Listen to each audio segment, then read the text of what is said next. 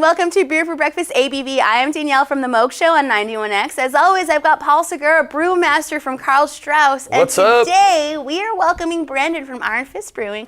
Welcome to Beer for Breakfast, Brandon. Thanks for having me. Good to have you on the show. Good to see you. So this is not Brandon's first time for Beer for Breakfast. It's not even his second time. He has been here, I think this is your third time coming on, so welcome back. A little bit of a veteran, glad to be back. It's the first time, though, that you've been on since you've been doing your own cans. Yes. That's true, yeah. Which is huge. That's one of the things that we really wanted to talk about is now we're starting to put a lot of our beers into cans, kind of, that's where craft beer is going, honestly. And including a couple of beers that we've never had in package before, this being one of them, our pre-Prohibition American Lager, Summer City. 4.3%. So explain to people how pre-Prohibition perhaps is different than, you know, I mean, without getting too nerdy or crazy or whatever. Sure. The main thing that we emphasize with our version of it is that whereas American lagers are made with at least 50% rice or corn, nowadays we do ours with a very small percentage, right around 10%, that's just there for that flavor, much more like it would have been historically. The ABV is similar to what you would see these days, 4.3%. The bitterness is a little bit higher than the ones that you find in the market these days, but basically it's a less watered down version of those lagers that you find all over the place. Yes. Well, let's cheers Well, to... 4.3 is right in the wheelhouse, man. Oh yeah. This has a real Ooh. floral hoppiness there. Yeah, we're using Czech saws, so it definitely does have that kind of characteristic noble hop character, those nice kind of lemony peppery notes that you get in there. Yeah, lemon and pepper. Yeah, I'm glad you said that. I was like, what else is there? Yep. I'm getting all kinds of good stuff out of there. And we're using a Czech Pilsner yeast from the Czech Republic. Is it the Bujovic? This is the Pilsner Urquell. Okay. Yeah. One of my favorite beers of all time. I love it, yeah. This is not quite as bitter or hoppy as that particular beer. It's the American interpretation, so it's a little bit lower, but still definitely much more flavor, much more bitterness than your traditional Absolutely, American. yeah. 4.3. I mean, doesn't it pop with flavor? Oh, it's perfect. And this is the great beer. You know, I pour at a brewery as well, and you always get that person, a few people coming in like, I don't like bitter, I don't like hops, I don't, and you're like, I got you, I got exactly what you want. And this is what I'd put in front of them because it's got great flavor behind it. It's really crisp and light. You never believe that, you know, it's 75 degrees in the end of November right now, but this is like perfect beer for that. Absolutely. Every brewery has to have one beer like this. Absolutely. People come in that are still It's okay. still macro beer drinkers, and you know, if this is on tap, they won't leave. Yeah, and I mean, there's a reason that Pilsner is still the most consumed, you know, beer style in the world. It's drinkable, it's refreshing, it's something that you can drink and you don't have to think about too hard, which on an average day is not a bad thing. You know what I've noticed? I've noticed a lot in specifically the craft beer community with brewers. I've found more brewers who are fans of lagers and pilsners than any other style. They're harder to make. Yep. Is that They what really it are. is? Yeah. 100%. And if there were any flaws in the fermentation or brewing or anything in this, it would pop. It would stand out because there's not a boatload of hops and stuff to mask it. Right? Absolutely. So we all have respect for other brewers like you that make good, clean pilsners. Yeah, if you try a place's lightest beer and that one tastes good, chances are the rest of it's going to be at least well made. Ooh, I haven't even thought about that, but that's a really, really good point to me. It's a good yardstick for quality. All these years, like we've never talked about that really, but you know, it's true. It's absolutely super true. I would say this is a great beer. Throw it in your pack, go hiking. Absolutely. Cans are perfect because, you know, you didn't take them back down with you when you're done. No broken glass. And I also have to say, I really love that we've kind of stepped a little bit away from like the 22 ounce, you know, the 20 ounce, like we're down to just a good old 12 ounce beer. I appreciate that. I would totally take a couple of those on a hike. Absolutely, You know, especially out where it's hot, like Mount Woodson or whatever. Right. Yeah. Yeah, the wife and I, we love to go kayaking on the weekends. We'll usually take a 6-pack. Oh yeah, that's perfect. Well, this beautiful can right here, the Blood Orange IPA, were you telling me that this is the base of the Nelson Impaler? Yeah, so the story of this beer, it was actually something that we hadn't even intended to produce on a regular basis. It was produced for a really good customer that requested something with blood orange. And so we tried a bunch of our beers. The Nelson the Impaler ended up being the one that worked best with the blood orange puree that we were using. So you get that really cool Nelson hopped, kind of grapefruit character. Ooh, It's wow. really dry, right really off the pithy. nose. And then, yeah, that blood orange puree in there. That's one of the big things that really sets it aside is the use of an actual puree as opposed to a flavoring. You know, the flavorings are prolific these days, but Right. it just has nothing on the real fruit. I agree. So the way that it works with the Nelson hops, it just kind of really rounds out the beer, makes it really drinkable, really crisp, really refreshing with that bright citrus character. This smells like straight up orange juice, man. And that's the benefit of the But puree. better, because it's got hops in it too. Absolutely. So much better. And of course, 100% Nelson hopped. Wow. And it's got a pretty color. Yeah. That nice golden color. Just a little bit of that, because the Nelson is a very, very light beer, like almost like a straw yellow. Right. So that puree does give it a little bit of that light kind of reddish hue with that. I would never guess this was an IPA. Yeah, it's Like if you gave me a blind taste test, I would be drinking this and I'd be like, oh, like not a blonde because it's got a little bit of that bitter, but I guess I would assume that came from the blood orange. I never would guess that it came from a hop, you know. Right, and Nelson the Impaler is not a terribly high IBU beer to begin with. It being very light, those IBUs tend to be pronounced, but the blood orange puree really just kind of rounds out that bitterness. Totally does.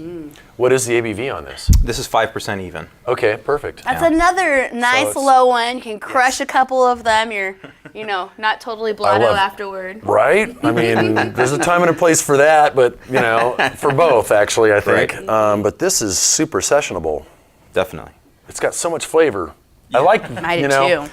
I like beers like this that drink like, I mean, you get all the hop flavor, everything you want from an IPA except for the alcohol. Right, and that's kind of one of my biggest things. Is I love hoppy beers. I love big double IPAs, but I do think that there's a time and a place for them. You know, you can definitely mess with your palate, especially if you're trying to have it with food. Coming from a cooking background, that's very important to me. Yeah. I like to make sure that the beers are pretty food friendly. So by having all the flavor but toning back the bitterness, you definitely have something that goes a lot better with a lot of different foods, and it's a lot less intimidating because most people like the flavor and aroma of hops. It's the bitterness that they struggle with. So what's your favorite food with this beer? This one, I like pretty much any kind of fish. I was just going to say that, Yeah. like a sturdy white fish maybe Absolutely. with some citrus glaze over the top or something. Good and a monkfish. Mango chutney or Oh, yeah. something on the side. Absolutely. Oh, damn. That sounds wonderful. I'm hungry. So Brandon, I know that you, Iron Fist specifically, celebrated 8 years last month. holy crap. Congratulations Yeah. on that. That's Thank you. super, super exciting. That's huge. You know, I know that a lot of breweries, they're run by families, but I think that your family is really, really unique. That it's mom, dad, you guys are at the helm running it, and like.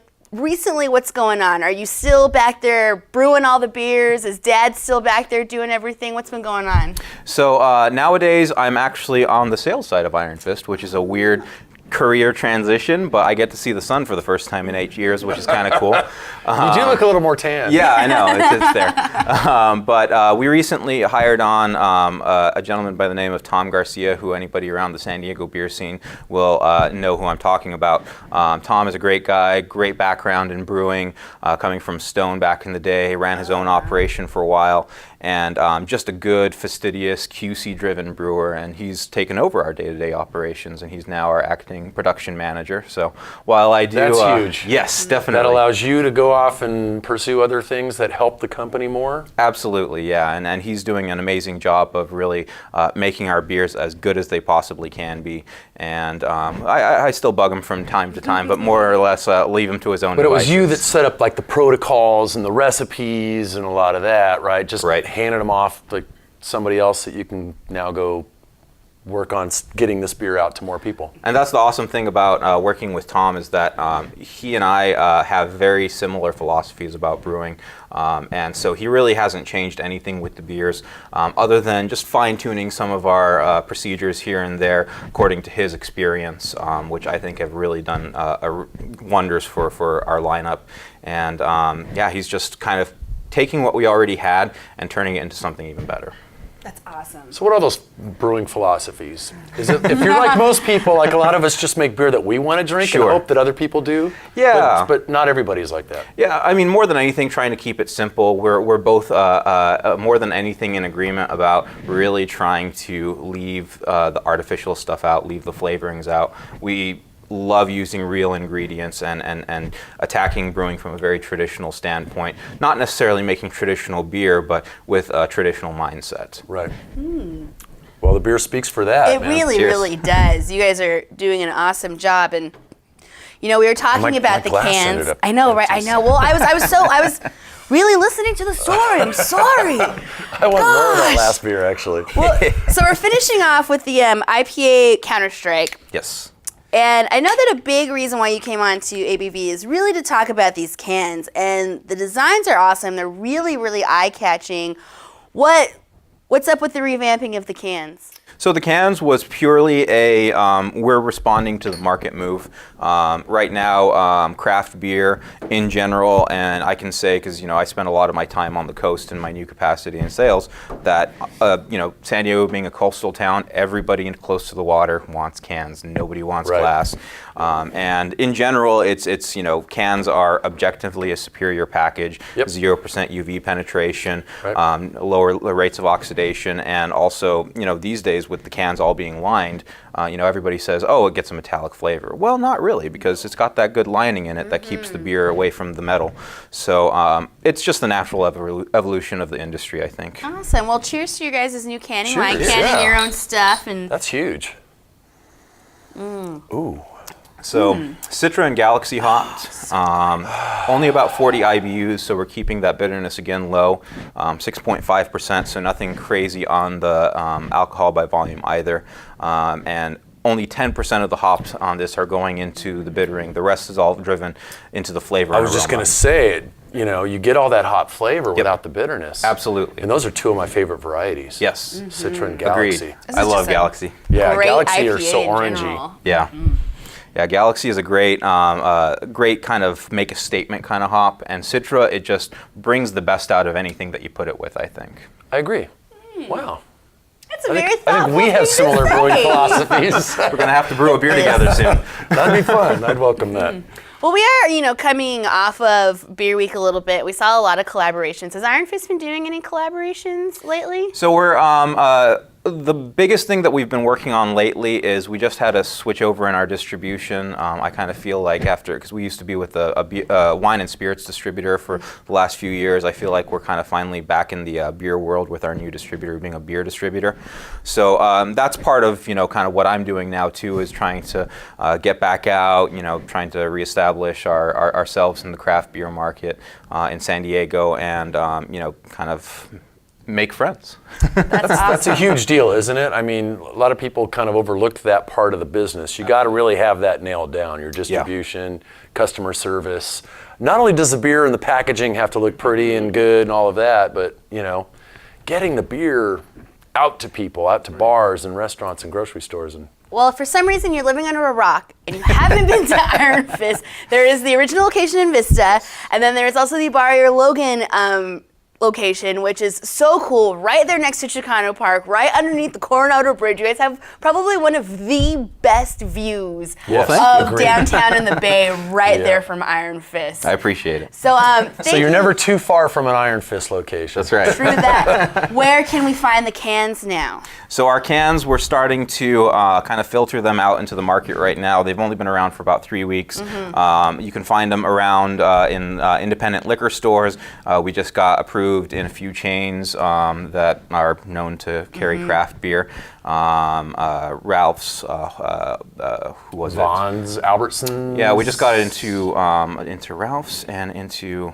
Can we edit that? I'm trying to. I had another one I was thinking of. It's all good. It's all Bevmo. That's the one. Oh, yeah. Ralph's, Awesome. Bevmo. Yeah. So, Cool. And we're working on getting that more and more out into the market. So they're starting to pop up all over the place. You can get them in our tasting rooms as well. So. Awesome. Well, Right on, man. Brandon, thank you so much for making time to come and talk to Paul Yeah, about brother. Thanks for everything having me. Iron Fist. We love you guys. We think you're such a phenomenal brewery, and you do amazing for the community. Cheers. Cheers to that. Mr. Paul, thanks for hanging out. Mrs. Danielle, thanks Always for having appreciate me. it. Thanks for letting me hang. Want to come hang out Friday morning? I do. All right, you should hang out Friday morning too, because every morning at 9:20, Paul comes on with the Moke Show, and he tells us as well as you what you should be drinking this weekend. And I'm pretty sure that it's Iron Fist beer. I'm just saying. Yep. Thank you so much, and you can find previous episodes at 91x.com. Cheers to independent craft beer in San Diego. Cheers. 91X.